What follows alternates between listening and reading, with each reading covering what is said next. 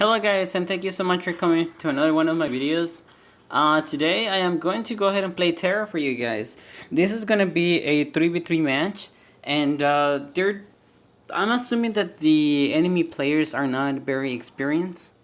So I'll leave it like that because usually, I don't know, the icons. I do have the tendency to base the experience on the players, sometimes on the icons that they have,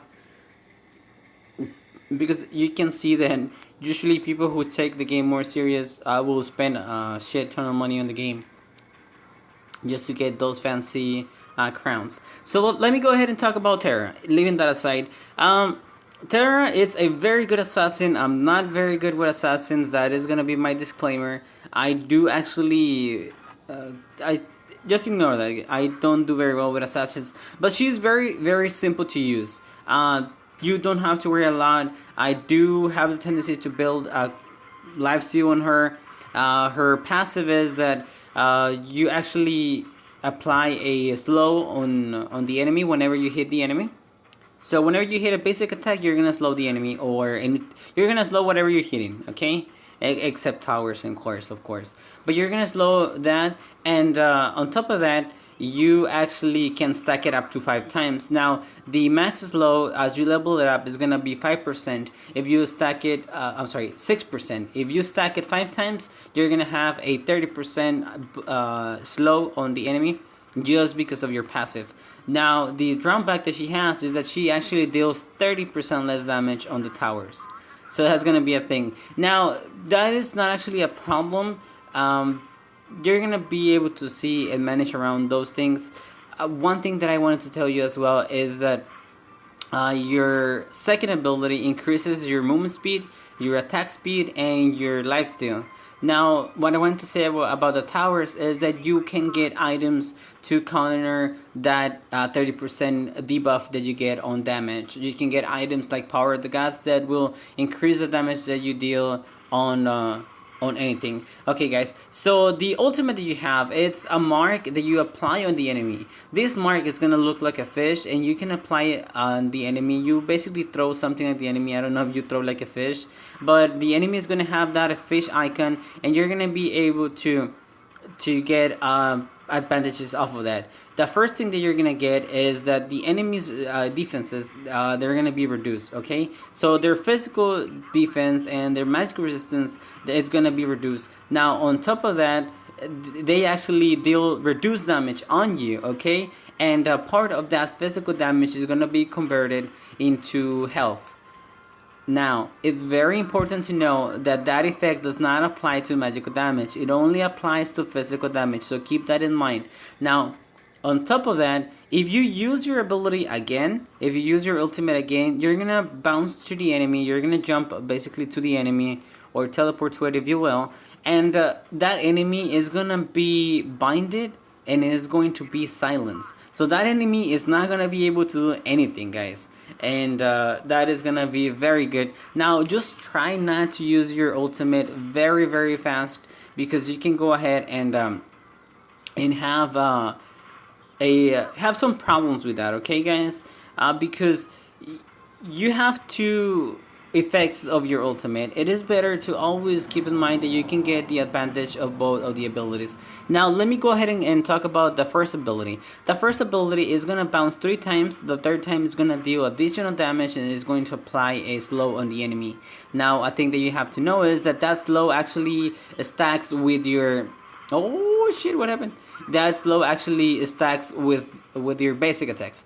Okay, so that's gonna be a thing that you have to keep in mind. So what I try to do is I try to land a bounce, then I hit the enemy once or twice, and then I use it again, hit the enemy once and twice, use the bounce again, and then hit the enemy again once or twice, so that I make sure that the enemy is gonna be slow for 30% debuff, and on top of that you're gonna be able to get the slow of your one. So that's gonna be a thing, guys, that will make sure that the enemy is far more slow than usual. So just stack both of them.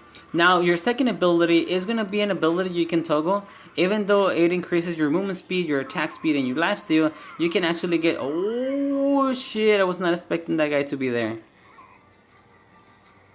Whatever. So you can toggle the ability on and off, and you can actually um, decide when to use it and when not to use it. Now that ability triggers passives like Power the Gods. So that's gonna be a thing that you have to keep in mind, that you can also turn it off and on whenever you want to get that additional effect. Now, it's this ability is very good, and I actually want to talk about it a little bit more because it's very important that once you have it at max level, you're gonna be able to. Well, you can do it at mid game as well. You can pretty much ignore getting boots because that is going to allow you to walk very fast.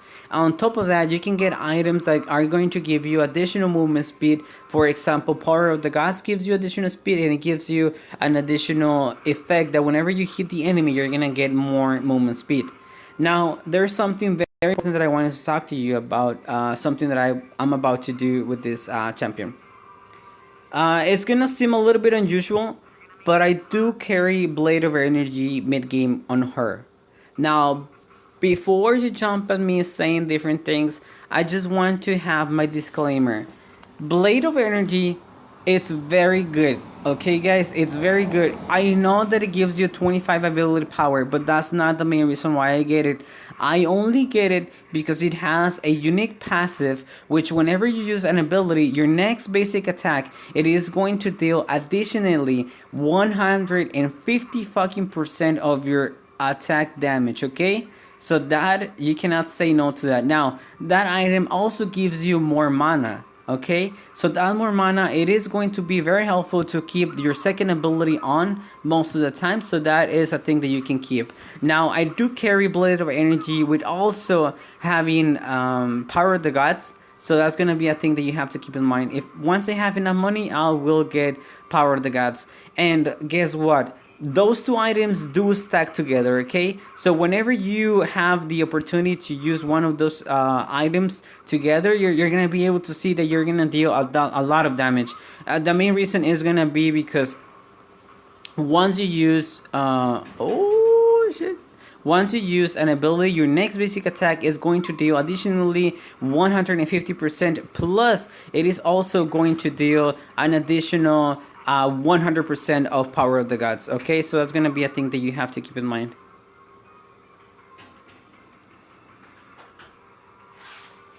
Recording a video. But what's up? I finally have enough to get a repetition and another column. And are you going to get the repetition? Yes, I have enough. I'm just gonna wait. I'm looking for what else to get rid of. And I'm gonna do the all evolution. Look, and the last pony that I got was 6, 7, 8.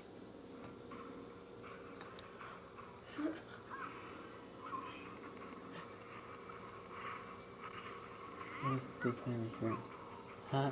You know, since it was covered by this, I thought it was Hero Cross. No, not Hero Cross. Yeah, Hero Cross. Oh, yeah. You know what? Which one is that one? Yeah, the blue one. Yeah, it has like a horn. It's like a beetle.